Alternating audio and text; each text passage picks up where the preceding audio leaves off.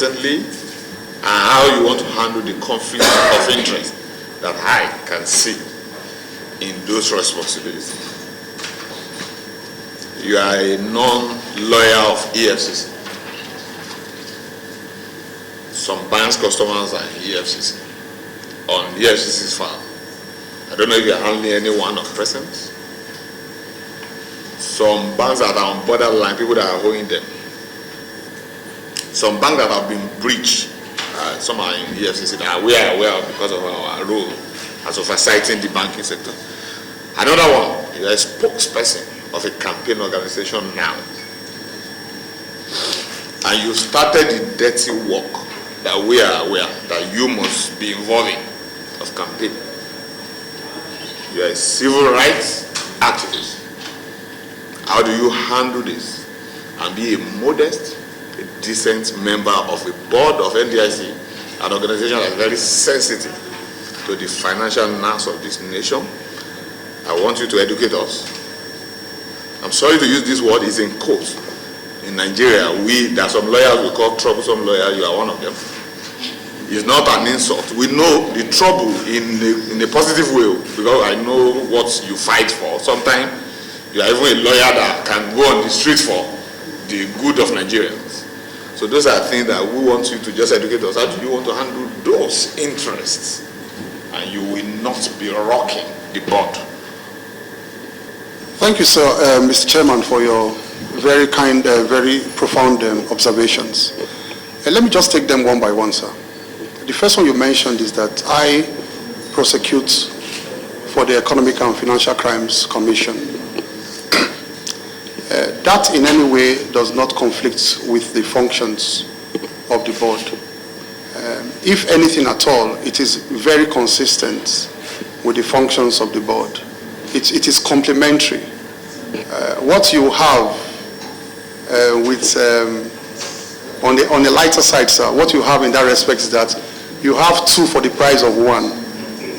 Two for the price of one because you now bring all your experience in the EFCC to also assist them in bringing those officers to book who violate the rules and who violate the laws of the NDIC.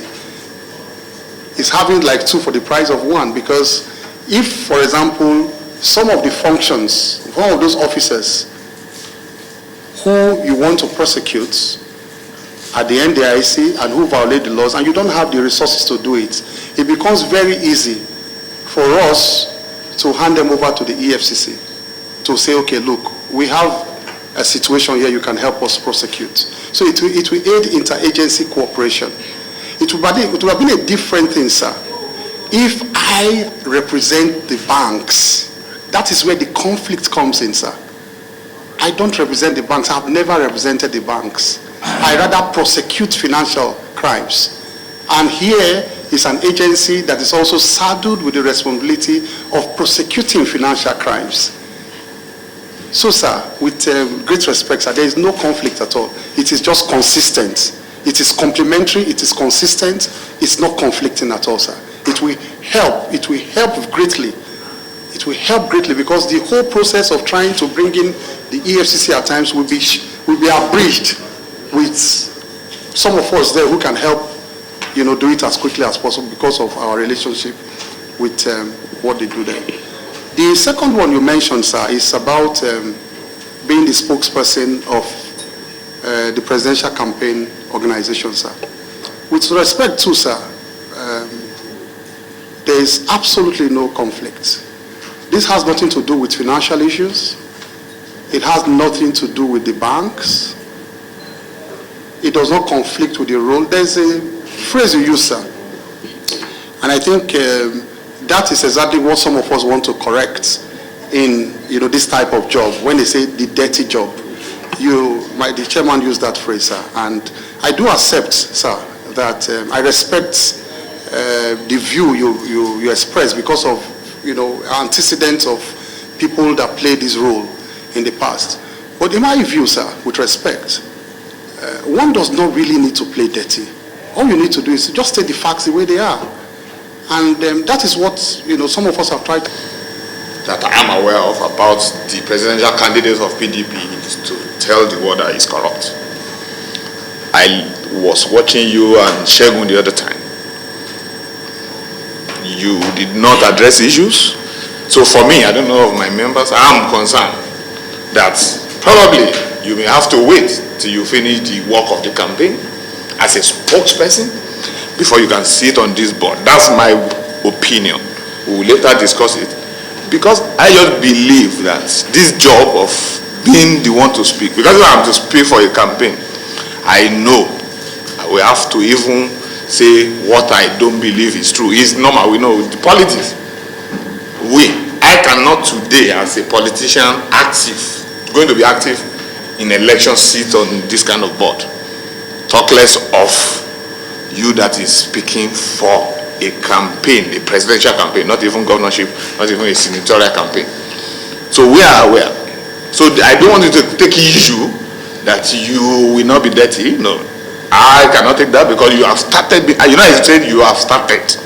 Yeah, I didn't say you will be. So I want you to know. So you just have to tell us how you think you can balance this. The FCC issue, I will let other may comment. But on this one, you have to educate us properly because we want to be sure there's no problem with this organization, NDIC, when you sit on the board. Let me give you an example. There's a member for the board of CBN that we have not cleared for a simple reason. Though we are trying to clear that, a simple reason that while he was in the bank, he had the issue as a management. I would like to see politics as very different. It's mutually exclusive from politics because this has to do with the role of a regulator, and there is no politics that is involved in this role. I'm struggling to see the conflict of interest, and with my humble opinion, sir, I have not seen the conflict of interest. You say you watched me some other day. I've done so many interviews, and in your judgment, I did not address issues. Well, I respect your judgment, but I got judgment of millions of Nigerians there who thought I addressed issues. So it's just a matter of perspective. If you say somebody is corrupt and you provide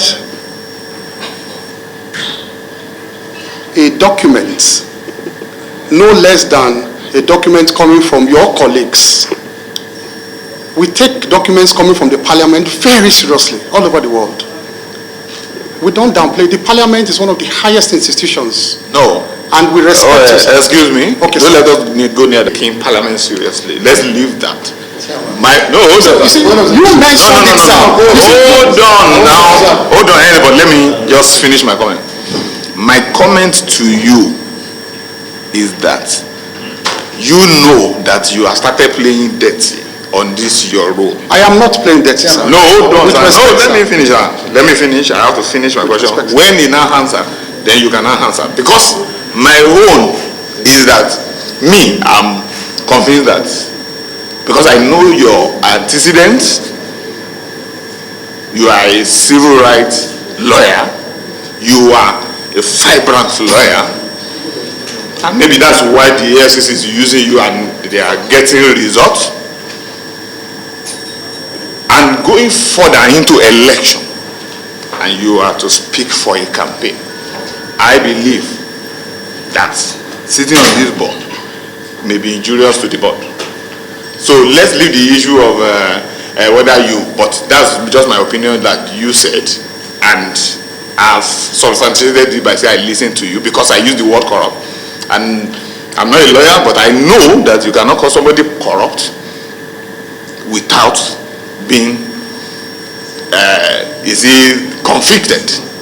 That's what the lawyer said, but that's for the law. So, but you, and I've seen you doing that. So, and we are just worried that sitting on